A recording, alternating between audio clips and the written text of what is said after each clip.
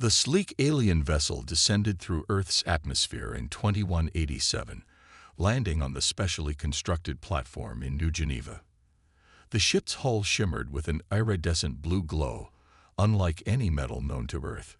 Crowds gathered behind barriers, their faces a mix of fear, wonder, and hope. Director Han stood at the front of the welcoming committee, her dark hair pulled back in a tight bun, her expression carefully neutral.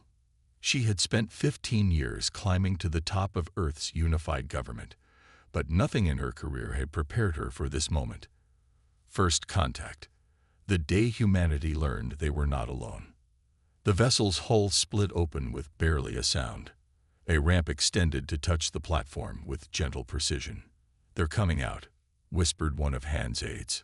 The aliens emerged one by one. Tall, slender beings with translucent blue skin that revealed shadowy outlines of internal organs.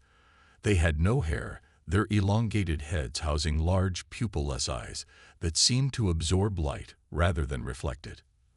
The lead alien wore an ornate collar that pulsed with soft light. "I am Ambassador Telk of the Lord Ixil's sovereignty," the alien announced in perfect English, its mouth not quite syncing with the words. Some kind of translation technology, Han realized. "We represent the Galactic Confederacy in this sector." Director Han stepped forward. "On behalf of Earth, we welcome you. I am Director Han of the Unified Earth Government." Admiral Park stood 3 paces behind her, his weathered face betraying nothing. At 58, he had seen Earth's last global conflict firsthand. He had watched cities burn and had helped forge the peace that followed. He recognized the look in the alien's eyes, the same look he had seen in conquering generals. "We welcome you to the Galactic Confederacy," Telk announced, spreading 4-fingered hands in what might have been a gesture of peace. "Your species has potential, though you remain primitive."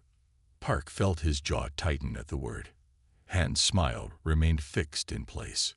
"We have watched your development with interest," Telk continued. "Your rapid technological advancement is noteworthy. The terms are simple. Earth will join as a protected territory. We provide technology. You provide cooperation."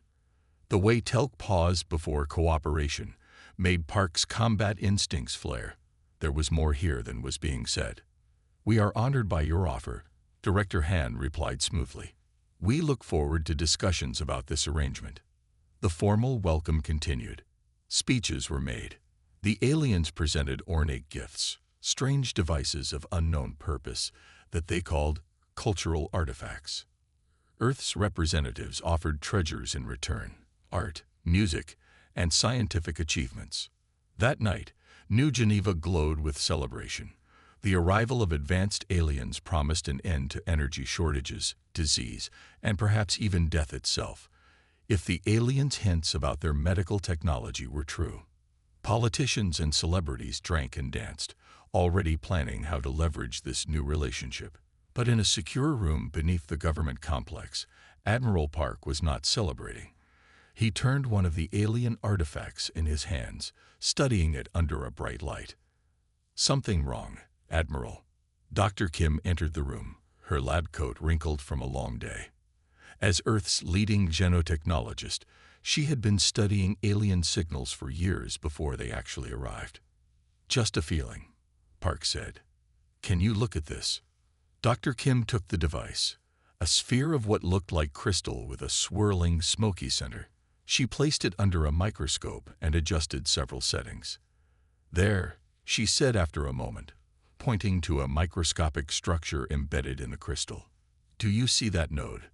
It's not decorative." Park leaned in. "What am I looking at? It's technology. Advanced. And if I'm right," she ran a scanner over it. "Yes, it's transmitting." Park's expression darkened. "Surveillance. They're watching us. Listening." Dr. Kim looked up. "And this is just what they gave us openly." Over the next week, as diplomatic talks continued on the surface, Park and Kim worked in secret. Kim had managed to intercept strange signals from the alien delegation's quarters. Using advanced algorithms and quantum computers, they slowly began to decode the transmissions. What they found chilled them both. "They're not inviting us to join anything," Kim said, pointing to the translated text on her screen. "They're assessing our resources. Minerals, metals, biological specimens. Us," Park said grimly. "We're just another resource to them." The decoded messages revealed the truth. Earth wasn't being invited to join the Confederacy. It was being prepared for resource extraction. The Lorixil had done this dozens of times before, to other primitive worlds. They would provide just enough technology to make extraction easier, while keeping Earth dependent and weak. Park took the evidence directly to Director Han. They met in her private garden, where they could be certain they weren't being monitored. "Are you absolutely certain?" Han asked, her face pale as she reviewed the decoded messages. "Dr. Kim has verified it 3 times, Park confirmed. "The Lorixil see us as cattle, not allies." Han stood silently for a long moment, watching the sunset paint the sky in shades of orange and purple. When she turned back to Park, her eyes had hardened. "What do you need, Admiral?" "Authorization for Project Prometheus," Park replied without hesitation. "Full clearance, unlimited resources, absolute secrecy. The battleship concept. The one based on your theoretical designs." Han frowned. "Even with their tech, it would take years. We don't have years, but we do have something they don't expect." "What's that?" Park's lips curved in a grim smile. "Human ingenuity when our backs are against the wall." Han nodded once, decision made. "Project Prometheus is authorized, effective immediately. Build your ship, Admiral. Build humanity's answer to these visitors." As they shook hands, the first stars appeared in the darkening sky. Somewhere up there, the Lorixil homeworld shone, unaware that their newest primitive discovery had just begun to bare its teeth. Hidden within the asteroid belt between Mars and Jupiter, humanity's greatest secret took shape. The shipyards were carved into a massive asteroid designated X-274, hollowed out and shielded to prevent detection. Thousands of workers lived inside this floating fortress. None had returned to Earth since the project began 8 months ago. Admiral Park floated through the zero-gravity construction bay, magnetic boots occasionally engaging to guide his path. Above him stretched the skeletal frame of what would become humanity's first true battleship. Workers in specialized suits crawled across its vast frame like ants, welding, connecting, and installing systems that hadn't existed a year ago. "Beautiful, isn't she?" asked Chief Engineer Yoon, joining the Admiral. Her face showed exhaustion, dark circles under her eyes testifying to the endless work shifts.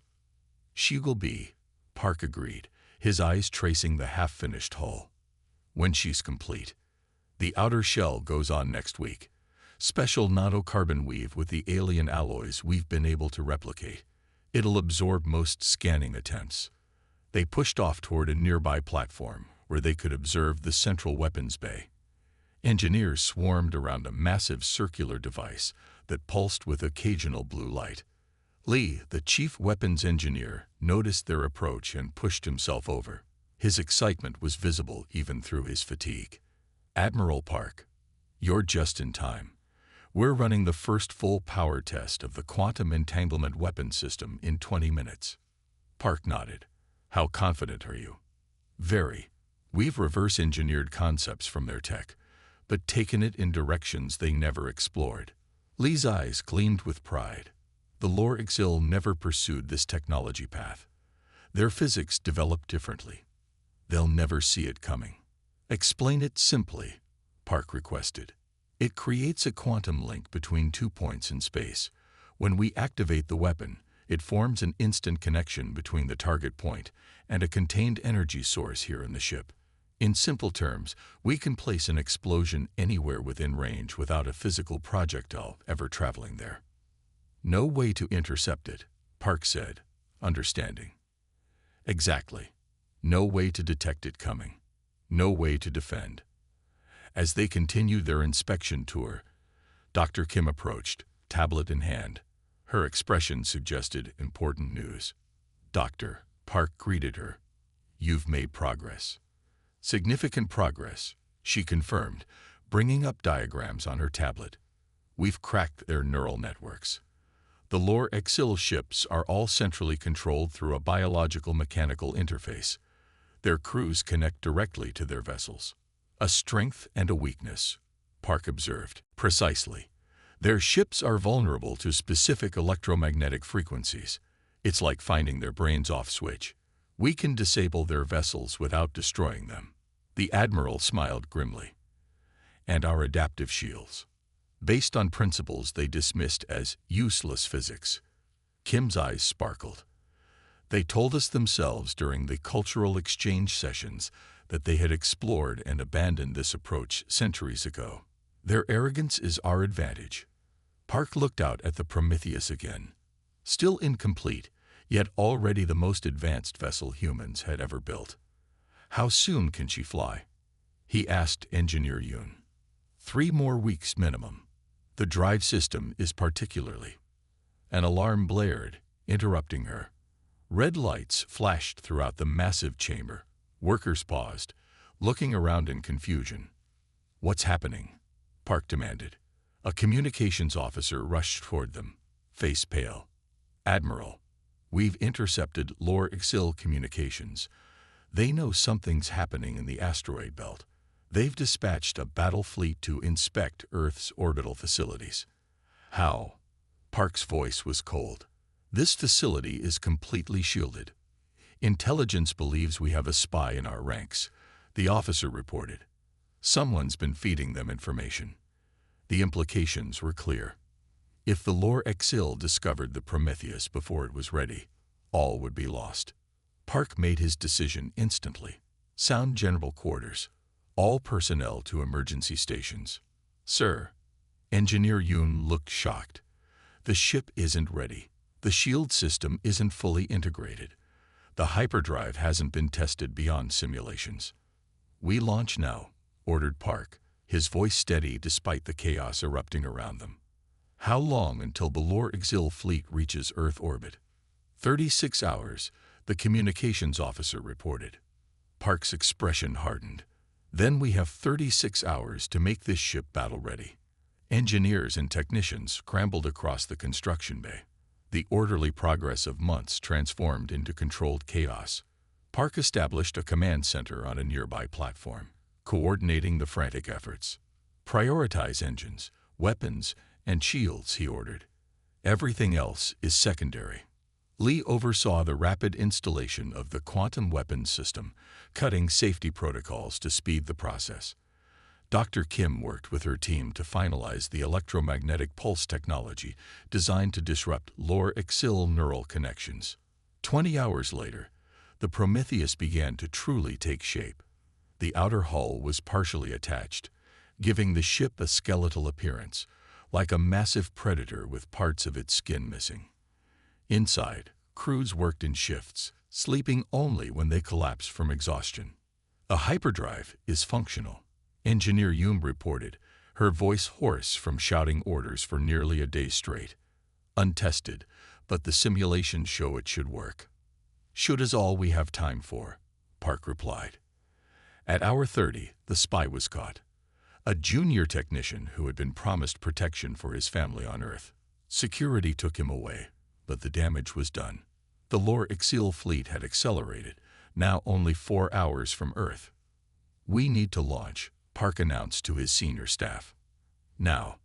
"Admiral," Engineer Yoon protested, "Sections 3 through 7 still have exposed framework. Life support is only at 60% capacity. If we lose pressure, if we don't launch, Earth loses everything." Park cut her off. "How are the essential systems?" "Engines at 87%, weapons at 92%. Shields are the problem. Only at 65% integration." Park made his final decision. "Begin launch sequence. All non-essential personnel will remain at the base." "Sir," Chief Engineer Yoon began. "That's an order." The skeleton crew boarded within the hour.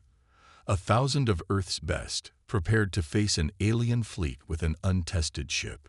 Park stood on the bridge, watching as status reports came in from all sections. Hyperdrive ready.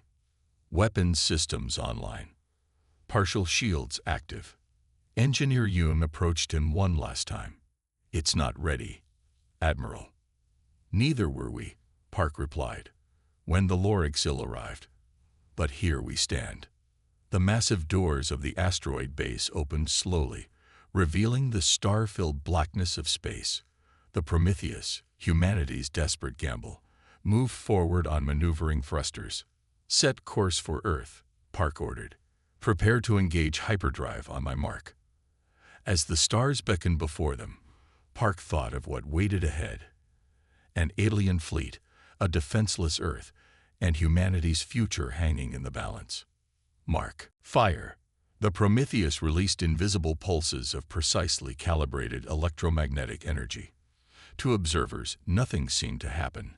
No visible beams, no projectiles.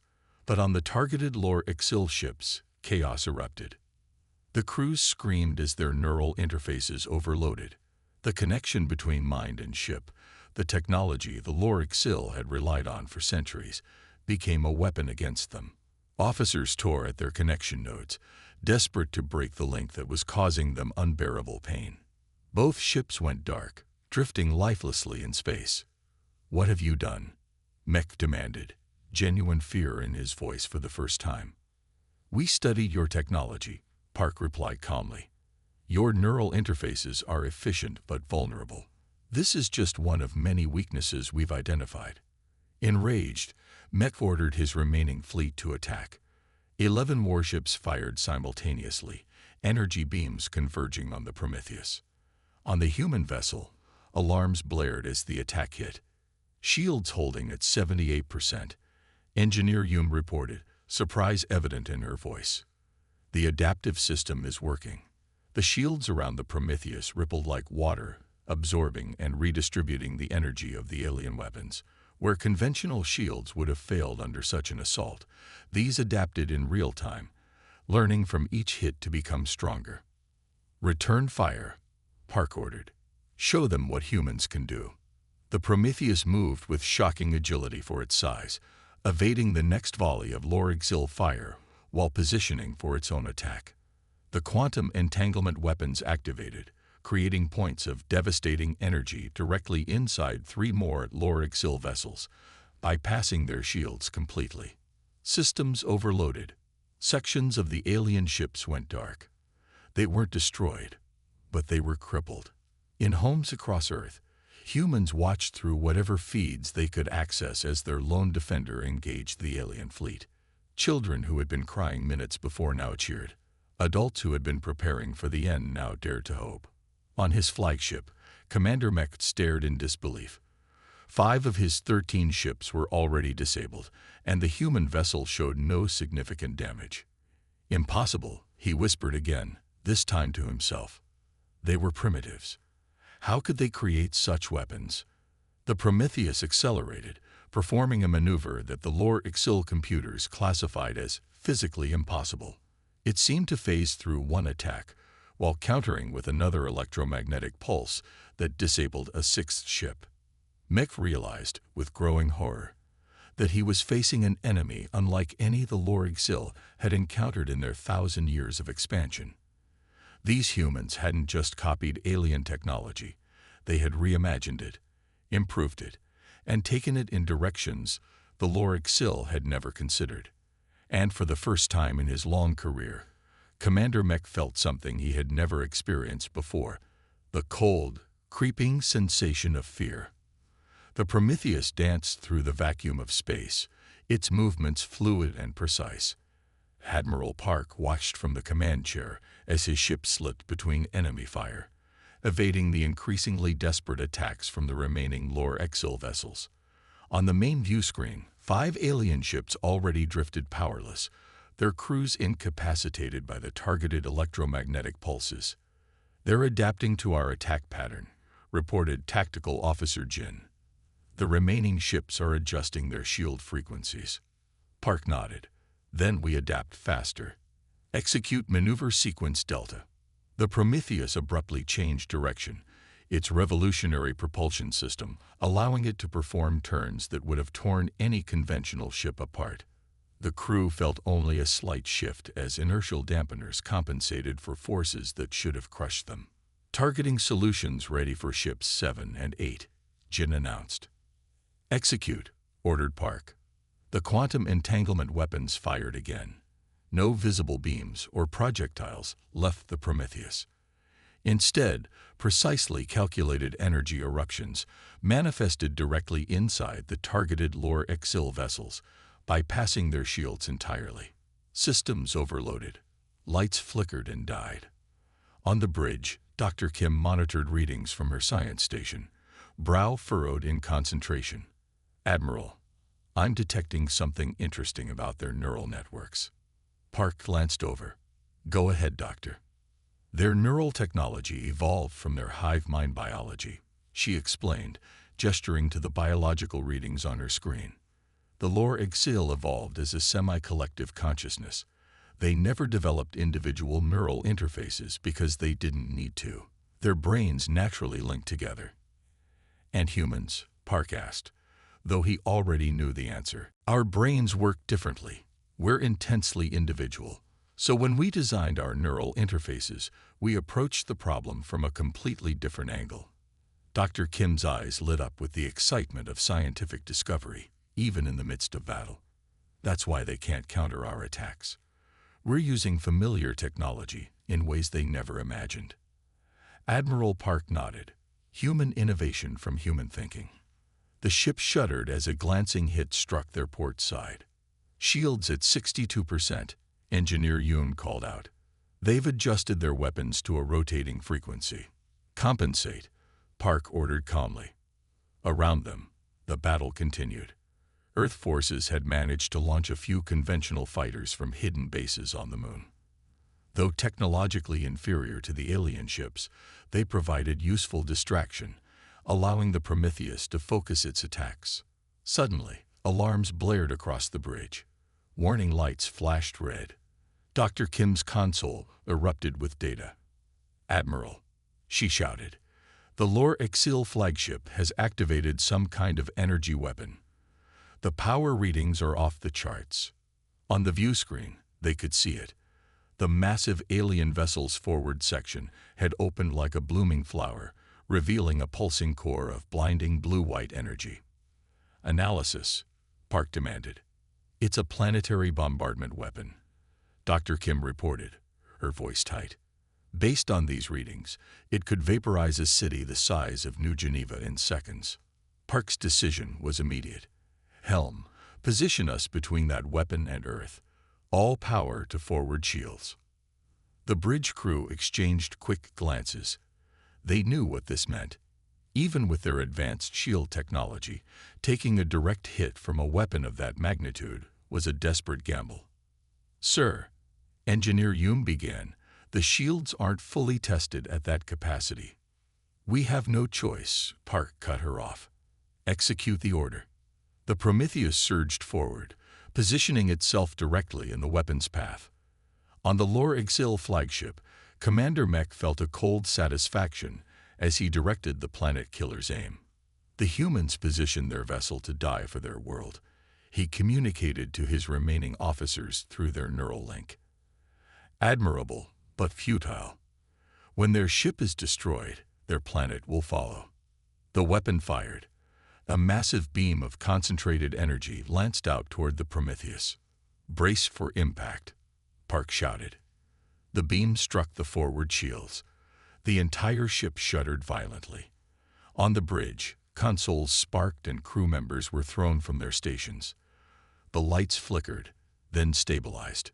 Shield status, Park called out once he'd regained his balance. Engineer Yoon stared at her readings in disbelief. Shield holding at 30%, sir. And something else is happening. On the view screen, they could see it. Their shield wasn't just absorbing the energy, it was channeling it, redirecting it in a brilliant display of light and power. The energy beam curved around the Prometheus and shot back toward the Lore Exil fleet. 2 more alien ships were caught in the redirected blast. Their shields overloaded instantly. Systems failed. They joined the other disabled vessels. In the stunned silence that followed, Dr. Kim was the first to speak. The adaptive shield matrix. It learned from the energy pattern and reflected it. It wasn't supposed to be able to do that. Admiral Park allowed himself a small smile. Sometimes our technology surprises even us.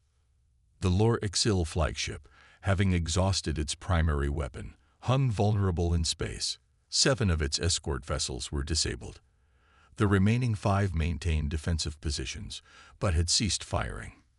"They're reassessing," Park observed. "This is our moment. Chief Choi, are your teams ready?" Chief Security Officer Choi stepped forward from her station at the rear of the bridge. "Boarding teams assembled and equipped, Admiral. Transporter technology is locked on their command center." This was perhaps the most daring part of their plan. Using reverse-engineered Lor Exil transportation technology, they would send a team directly onto the alien flagship.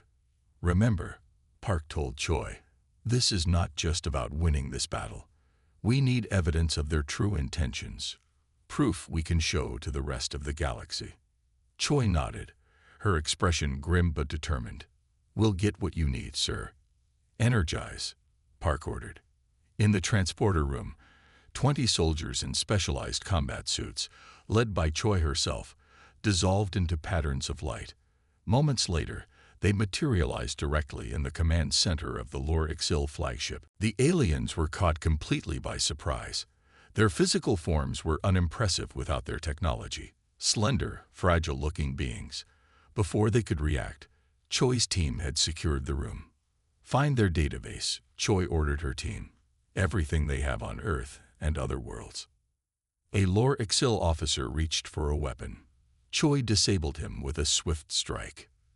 "Commander Mech," she identified the lead alien by his distinctive collar. "By authority of Earth Defense Forces, you are being detained for attempted genocide." The alien's large eyes narrowed. "You have no authority, primitive. This is merely a temporary setback." "Search complete," reported one of Choi's team. "I found their star charts and mission logs. What they discovered confirmed their worst fears. The displays showed dozens of worlds conquered and stripped of resources. Each was labeled with the same designation, primitive species. Some worlds showed signs of ecological collapse. Others were entirely devoid of life. Earth had been next on their list. Choi activated her communication link. "Admiral Park, we have the evidence. And it's worse than we thought. The Lor Exil have been doing this for centuries." On the bridge of the Prometheus, Park received the transmission with a grim nod. "Copy the data. We're sending it to every communication channel we can access, not just on Earth, but to every known frequency used by the Galactic Confederacy. The truth would be their most powerful weapon, not just for Earth, but for all the species the Lor Exil had targeted or planned to target." As Choi's team secured their prisoners and the vital data, a new chapter in human history, and perhaps galactic history, had begun. News traveled faster than light through the Galactic Confederacy. A species labeled as primitive had defeated the mighty Lor Exil battle fleet. The impossible had happened. The recordings of the battle, showing the human vessel Prometheus redirecting a planet-killer weapon, spread from world to world, from system to system. On planets long under Lor Exil control, hope sparked for the first time in generations. On worlds that had maintained uneasy alliances with the Lor Exil, calculations of power shifted overnight. 3 weeks after the Battle of Sol, the first diplomatic vessels arrived in Earth orbit. The ships came cautiously, broadcasting peace signals continuously. Unlike the Lor Exil vessels, these were varied in design. Some organic-looking, others clearly mechanical, reflecting the diverse species that had built them. Earth welcomed them at a newly constructed orbital station. The Prometheus, now repaired and fully completed, stood guard nearby, a silent reminder of human capability. "The Krill have suffered for centuries under Lor Exil rule," explained Ambassador Vina, the first to arrive. Her insectoid form moved with graceful precision as she addressed Director Han and Admiral Park. Her translucent wings occasionally fluttered with emotion. "What you have done gives us hope. For the first time in 500 years, we believe freedom might be possible." Similar stories came from each new arrival. The Nexeri, a gaseous species contained in special suits, had watched their home system's resources stripped away. The Toleri, reptilian traders, had paid crushing protection fees for generations. The aquatic Marilay had lost 3 colony worlds to Lore Exil development projects. 1 month after the battle, 27 different species had representatives in the Sol system. It was unprecedented in Confederacy history. So many diverse worlds united by a common cause. Earth transformed its United Nations chamber into an interspecies forum. There, Admiral Park, now appointed as humanity's first galactic ambassador, addressed the historic gathering. The Prometheus was built out of necessity, he told them, his voice carrying to the translation devices each species used. But it represents more than just a defense of our world. It stands for a principle that no species has the right to dominate another. That technological advancement doesn't grant moral authority. The Prometheus was built not just to defend Earth, but to establish a new order, one of equals, not masters and servants. His words were met with sounds of approval from many different vocal organs and appendages. The diplomatic corps from the Lore Exil homeworld arrived last. Unlike their previous arrogance, these representatives showed deference, even fear. The evidence of their systematic exploitation of primitive worlds had been broadcast too widely to deny. The sovereign Lore Exil of hegemony recognizes Earth as an equal power within the Galactic Confederacy, their lead diplomat announced in the chamber. The words clearly pained him to speak. "We seek a new era of cooperation." Several of the gathered species made sounds that the translation devices rendered as laughter or scoffing. Ambassador Vina of the Krill stepped forward. "The Lore Exil will do more than recognize Earth. They will recognize the sovereignty of all worlds they have subjugated. They will pay reparations for resources stolen. They will withdraw their forces from occupied territories." The Lore Exil diplomat began to object, but stopped when Admiral Park raised a hand. "The evidence collected from your flagship has been verified by 27 independent species," Park said calmly. "Your choices are limited. Accept these terms, or face a united front of formerly exploited worlds, with Earth's technology supporting them." The Lore Exil looked at the gathered representatives, then at images of the Prometheus displayed on screens around the chamber. They agreed to the terms. In the months that followed, Earth became the center of a new interstellar alliance. The shipyards that had built the Prometheus now expanded, creating vessels for defense and exploration. Some were built using the Prometheus design as a template, others incorporated technologies from various alliance members. Dr. Kim established the Interspecies Technology Exchange, a facility where scientists from all allied worlds could share their innovations. She greeted each new delegation personally. "Each of our biologies has led to unique innovations," she explained to the delegates during the facility's opening ceremony. The Krill's compound eyes inspired new sensor arrays. The Tolari's regenerative abilities led to medical breakthroughs. The Merlay's pressure adaptation gave us new hull designs. Together, we will all advance far beyond what any of us could achieve alone. The alliance grew. Worlds that had remained neutral now sought membership. Even some species that had allied with the Lore Exil switched allegiance, seeing which way the galactic winds were blowing. 6 months after the Battle of Sol, Admiral Park stood on the observation deck of the Prometheus. Through the massive viewing window, Earth rotated slowly below, beautiful and blue. Beside him stood representatives from a dozen worlds: Ambassador Vina with her iridescent wings, the Toleri Trade Minister with his scaled skin, the Merlai water-filled environment suit, and others. "How did humans accomplish so much so quickly?" asked the Nexeri diplomat, her gaseous form swirling with curiosity inside her containment suit. "You went from first contact to defeating the most powerful fleet in the Confederacy in less than a year." It defies all logical progression models. Admiral Park smiled, watching his homeworld turn below them. For a moment, he remembered the fear they had all felt when the Lore Ixil ships first appeared in Earth's skies. The desperate gamble the Prometheus had represented. The countless hours of work and sacrifice. "Because we know what it means to be underestimated," he said simply. The gathered representatives made their various sounds of understanding or agreement. They too had been underestimated, classified as primitive, regardless of their achievements or potential. As stars shone in the distance, Park thought about the future, not just Earth's future, but the future of all the worlds now working together. The Prometheus had been built as a weapon to ensure humanity's survival. But perhaps its greatest achievement wasn't the battle it had won, but the peace it had made possible. A peace where no species would ever again be dismissed as primitive simply because they were different. The end.